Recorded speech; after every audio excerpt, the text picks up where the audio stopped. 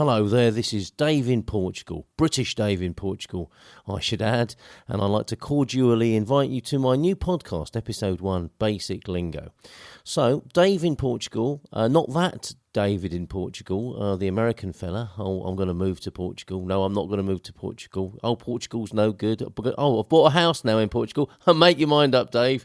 Anyway, not that Dave, this Dave, British Dave in Portugal, a.k.a., I should add, the fella Portuguese. Fella Portuguese. See what I did there? Okay, so I want to introduce you to a few basics now. Basic lingo. This is episode 1 of the podcast, and I'm going to set up one of them Patreon pages so you can buy me a couple of beers over there, which, funnily enough, is one of the topics for discussion today that I'll introduce you to. So, let's look at a typical day here in the Algarve where we're going out and about, and we'd like a coffee, a couple of beers maybe.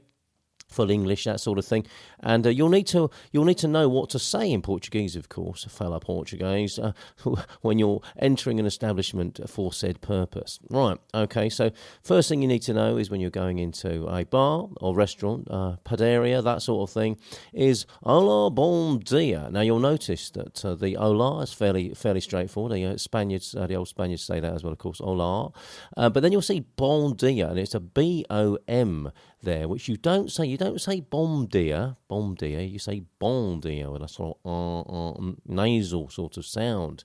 Not unlike we use back in my native Essex sometimes, the nasally sort of sound.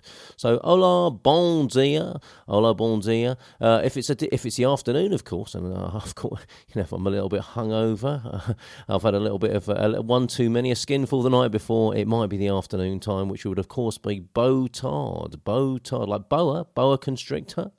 Bow-tard, so olo bar-tard, and in the evening, apparently here in Portugal, if it's after dinner time, you would say boa noite.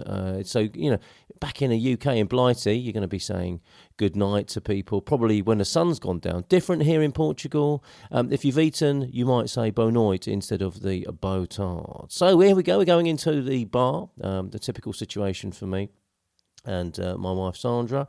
We're going to like to go out of an evening. It gets a bit boring staying indoors all the time. So there we are. We're going down the bar, and we're going to walk in, and I'm going to say hola, bow-tard perhaps, and I'll be saying con licença to get the attention of the bar staff, the personnel in the establishment. You'll be saying con licença, and you'll be standing there, maybe with I was going to say a note in your hand, that thing that we do back in the UK. You wave a note about to attract the attention of the bar staff. That's not going to go down so well here in Portugal. So just stand there at the bar.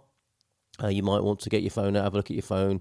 They're not in any hurry necessarily to serve you here, but they will get to you, and you'll say, if you want 2 beers, this is, duas cervejas, se faz favor, or por favor. Now, I've heard that the Portuguese people, lovely as they are, do not like to be confused with the Spanish people. And I find saying por favor is a little bit Spanish sounding, so I prefer to go with the se faz favor, which you'll notice just tends to get shortened. They eat their words over here, they do. You'll say duas cervejas, and a cert will be in there somewhere, but you'll be barely able to hear it. So duas cervejas, se faz favor. Okay, I hope you're keeping up. If you want to send me an email, you probably can't, because I'm not very good on technology and that sort of thing. But we'll get round to that. Let's see how it goes with this first podcast of ours here with the basic lingo. And we'll set up a Patreon page or something like that. Buy me a coffee, buy me a beer, I'd prefer. And you'll be practicing yourself going in and ordering a beer. And if you want to chuck a couple of coppers my way to buy me a beer as well, you'd be most welcome to do so. Anyway, back to the bar now. Duas cervejas, faz favor. And funnily enough, at my local bar now, I only have to walk in, and young João in there, he sees me coming in, he'll give me a knowing look, and I won't even have to say duas cervejas, se faz favor. They will be on the counter as Sandra and I appear. Sometimes Sandra will like the pastel de nata, and of course you'll be saying, I'm a pastel de nata, please. Not uma, own pastel de nata, because it's the masculine. Funnily enough, a masculine custardy cake, a little tart, is masculine, and so you'll be saying un pastel de nata, or nata. No, actually, when you're saying... Oh, anyway, I'll get back to you on that. I'm getting confused now, and that is the problem with this Portuguese language. You will get confused from time to time, but don't worry about it. If it's masculine, it's and again with that nasal sound, and if it's a feminine word, you'll be saying Omar. Right, okay, so like duas cervejas, you've got the feminine word, the beer there, in her shapely glass. The frothy ale in the shapely glass. Duas cervejas, se faz favor. Now, I was going to say you're going to be getting a bit peckish at some point after a few cervejas. Oh, you could order a caneca as well. We like a big pint from the UK, of course. If you do like your big beers, your pint jugs, you might want to ask for duas canecas. That's the bigger glass. But what you'll find is, and this is a little tip from somebody who's been living here for a few years now in the Algarve, is that if you buy a big beer in a hot day, it'll warm up very quickly, and not unlike yourself. So it's sometimes better to have the smaller beer in a glass, in a bottle, which will be a garrafa, quite useful when we move on to ordering wine at some time. The garrafa, order the mini beer, and maybe a caneca is more of a cooler weather thing that's going on perhaps at this time of year. As I record in December, we'll be looking forward to Feliz Natal, a bit of Boas Festas coming up, and I'll do a special episode on celebrating the Crimbo here in Portugal.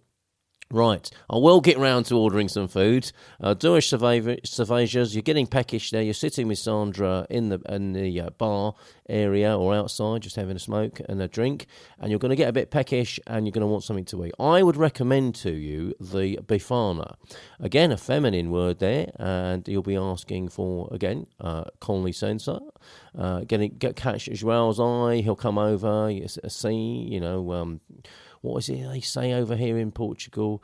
Diga, that's right, Diga. Speak to me, tell me what you want. Diga, and I'll say to young João, duas bifanas, faz favor, and he'll go, and about half an hour later he'll return with a couple of beautiful pork meat. They're a kind of burger here. It's the Portuguese fast food, if you like, the bifana. Goes very nicely with a glass of beer, and he'll be asking you if you would like some mustard on there, some mustard. Now, bear in mind, this is not your British or English mustard that makes your eyes water and gives you hooter a bit of a workout. This will be a tamer sort of mustard, mustard, and they'll slather that all over the bifana, which I thoroughly recommend on the marinated meat.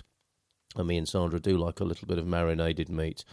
So, duas cervejas, duas bifanas. I've covered the bom dia, I went to say that, the boa tarde and the boa noite.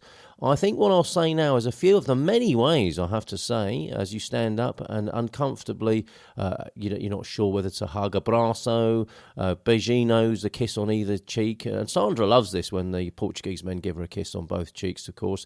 And we're leaving and we're saying adeus, we're saying até amanhã, até próxima, até já. There's many ways of saying goodbye in Portuguese, and it actually can take quite a long time to leave. So I would plan maybe for 20 or 30 minutes of saying goodbye when you're leaving the bar.